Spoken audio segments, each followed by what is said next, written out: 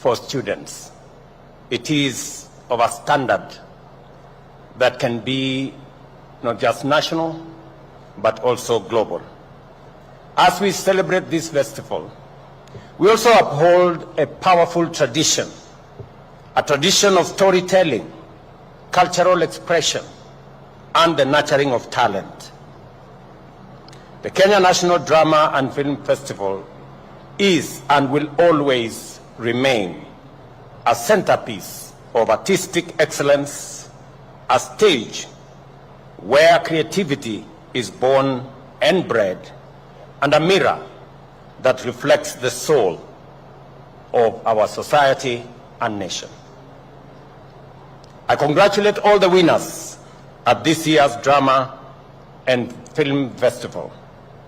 I am impressed by the quality and depth of the performances which have fully lived up to our expectations. Congratulations to all the winners. Pongezi. Mr. Chairman, ladies and gentlemen, there is no more powerful incubator of Kenya's creative economy than the schools and colleges Drama and Film Festival. That is why the government of Kenya has elevated this festival to the status of a state function. We do not merely support the arts symbolically, we back them strategically. The performances we have witnessed today, anchored on patriotism, national unity, human dignity, social justice, and inclusivity, reaffirm our commitment to a just, creatively expressive, and equitable nation. Over the past 10 days, this festival has breathed life into our national values.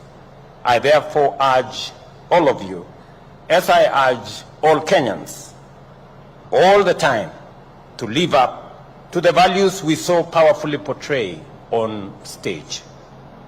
Our drama and film industry has birthed cultural legends and artists who have shaped our national identity and elevated our global standing.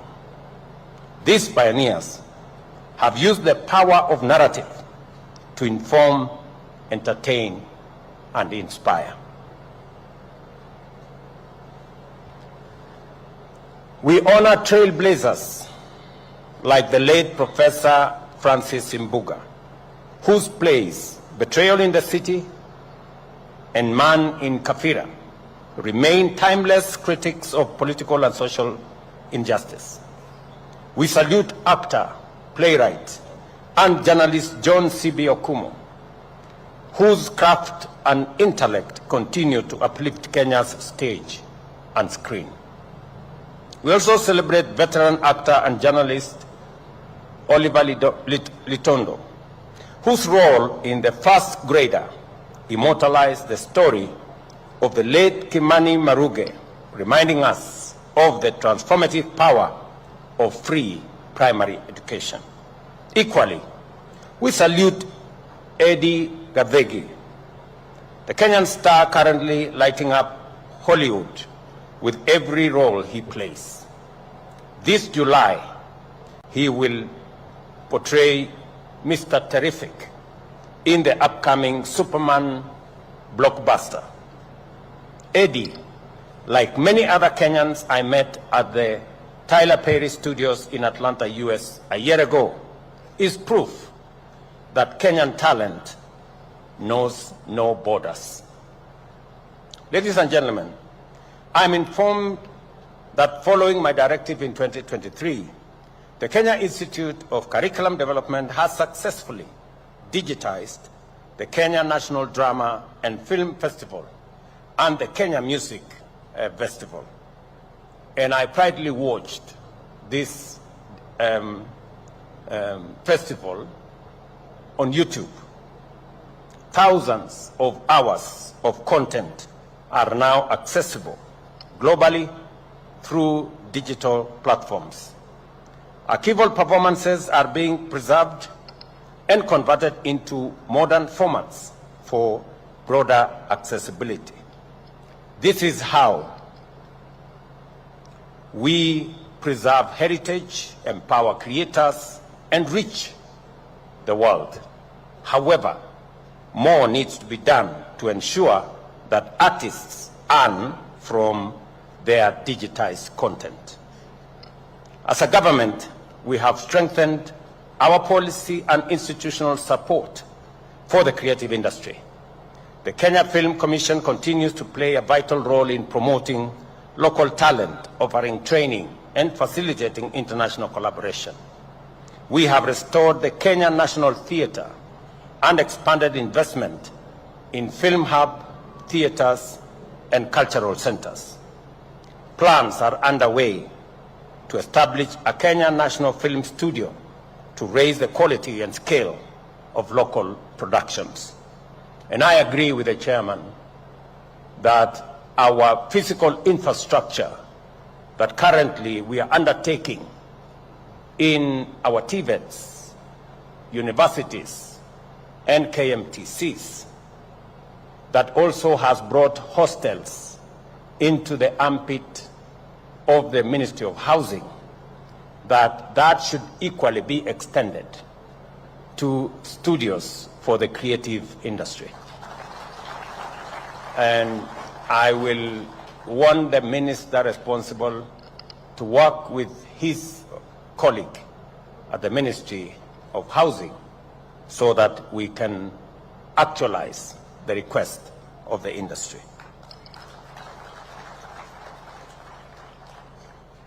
Last year, I also instructed the digitization by KICD. Today, we have these performances on YouTube.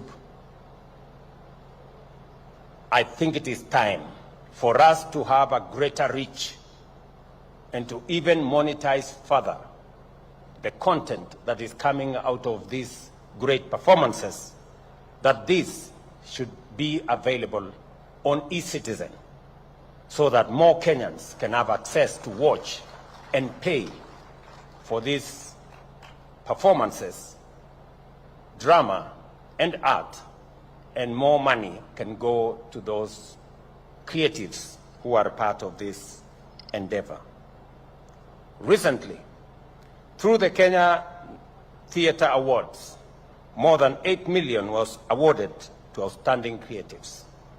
This is demonstrable proof that the arts are not only about passion, but also about profit. Through the Talanta Hela initiative, we have awarded scholarships to festival winners. The first cohort, the stars from last year's performances, had their school fees fully paid. This initiative, championed by the Kenya Cultural Center, is a powerful tool for societal mobility and creative empowerment. The Ministry of Education and our partners continue to provide training and capacity building at national, regional, and county levels. The Kenya National Film School now offers courses in acting, production, and filmmaking, equipping young people with real industry skills. The competence-based curriculum has created clear pathways into the performing arts, and music, drama, and film are no longer side pursuits. They are viable careers going into the future. And when the people of Kenya asked me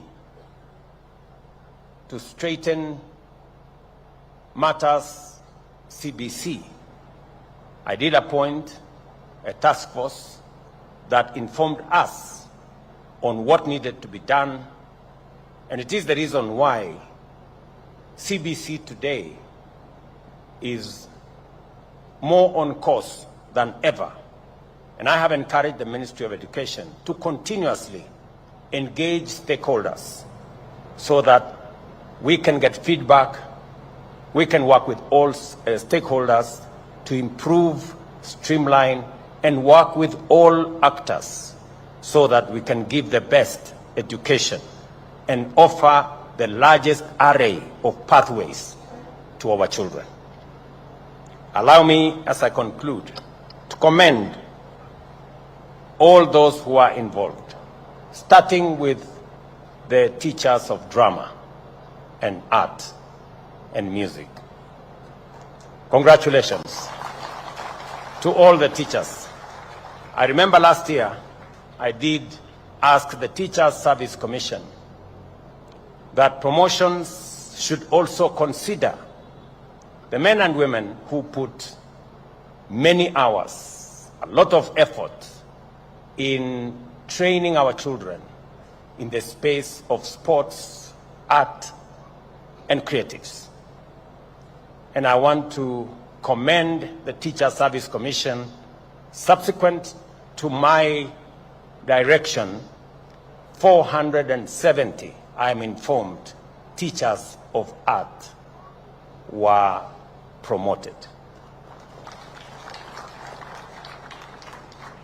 And I want to encourage the Teacher Service Commission to continue to look at all the other spaces. Unfortunately, when some politicians heard that there were promotions of teachers because of arts, they also wanted to come and participate. But I want to tell them it is only limited to teachers. The promotion is only limited to teachers. It doesn't go to politicians. Politicians tutakutana nao huko nje. Allow me, as I conclude, to commend our partners, the sports, arts, and social development funds,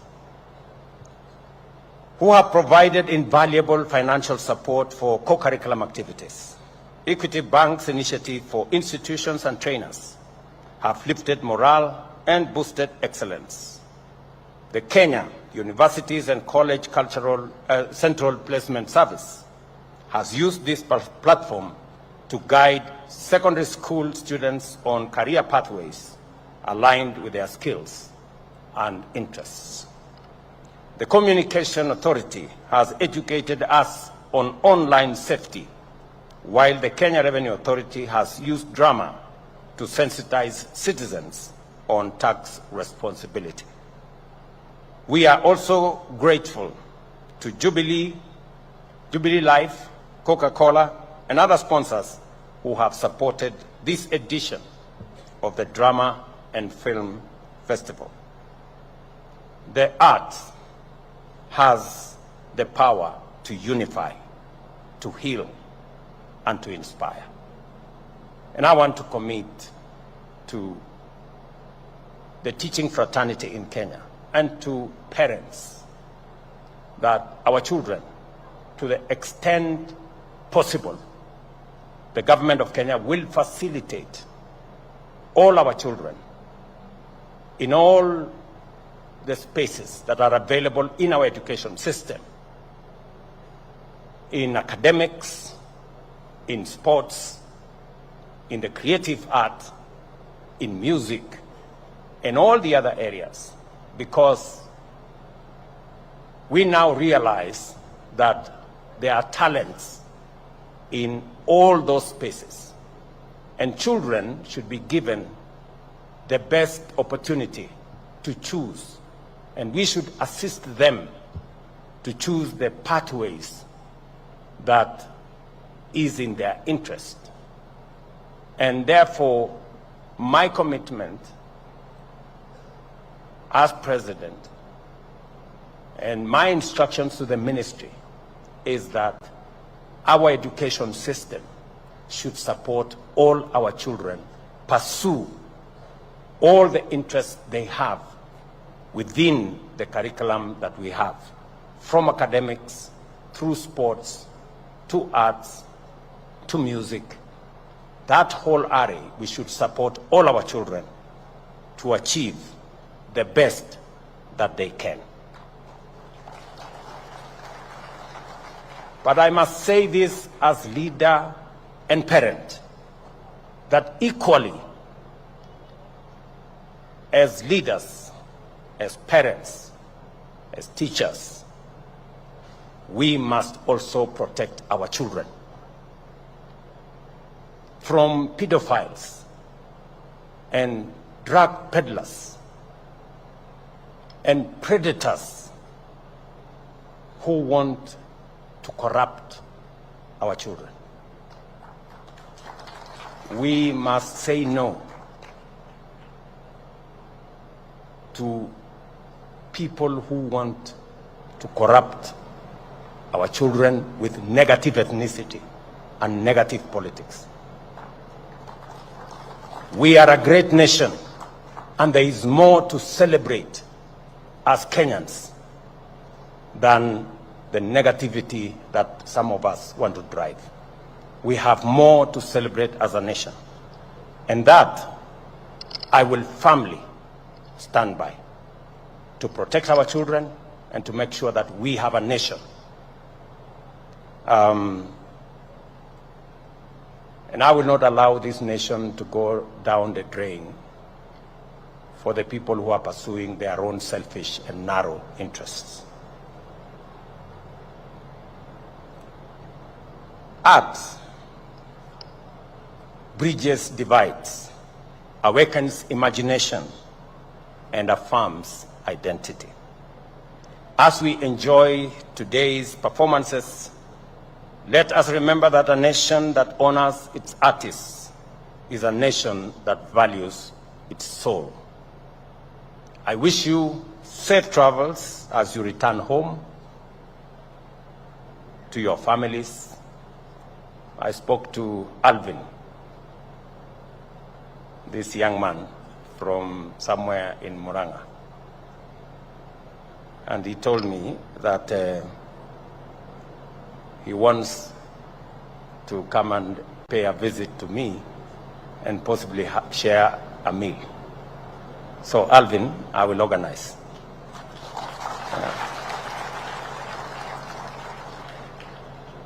Enjoy the rest of your holidays, the students. Pass our regards to your parents, your siblings, and to all the schools you come from, all the colleges you come from. We wish you well. We wish you God's blessings. Thank you very much, and God bless all of us. Asante sana. A round of applause for His Excellency, and with your permission, Your Excellency, to remain on stage. I'll request that we take our seats, please, as we are now going to be the awarding of the trophies, and allow me to invite the following to flank you as you present the awards. PS Inyangala. Let's also have the PS Education, CS to come and also join His Excellency as we have the awards.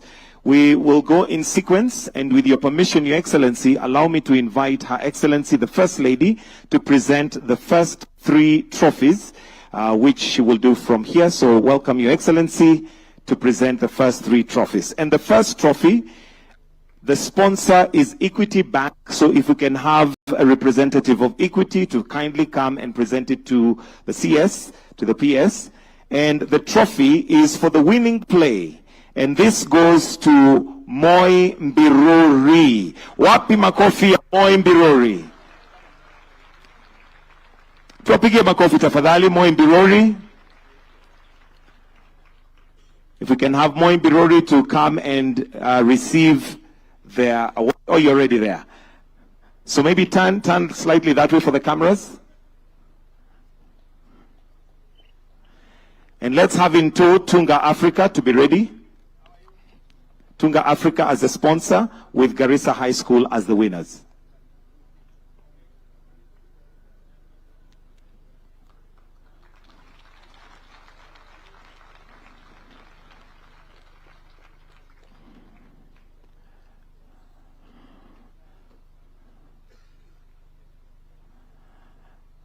All right, thank you very much, Your Excellency. The next award is Best Film on Climate, and this was won by Garissa High School. Makofi ya Garissa High School, tafadhali.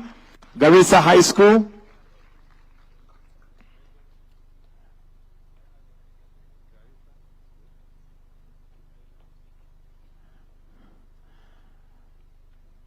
The next is by Communications Authority, and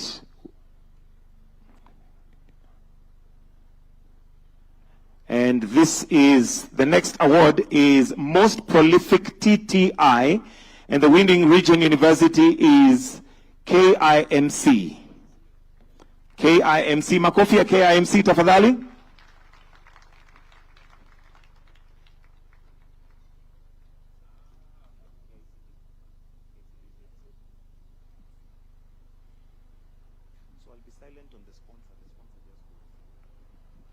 All right, and the next award is for winning region university, and that was won by Central Region. Makofi ya Central Region tafadhali.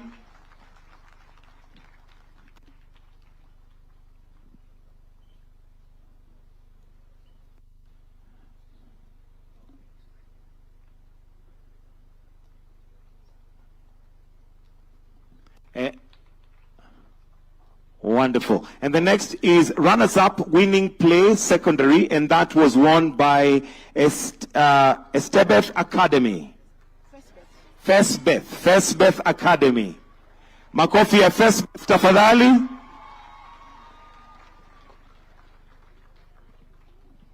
After this, we'll be going to regional awards.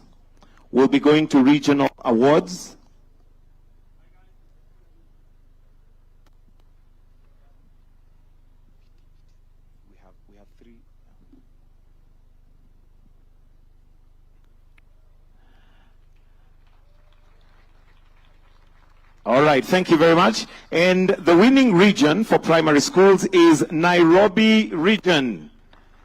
Nairobi Region Primary Schools. Tuwapigie makofi Nairobi Region, and their representatives can kindly come and collect their trophy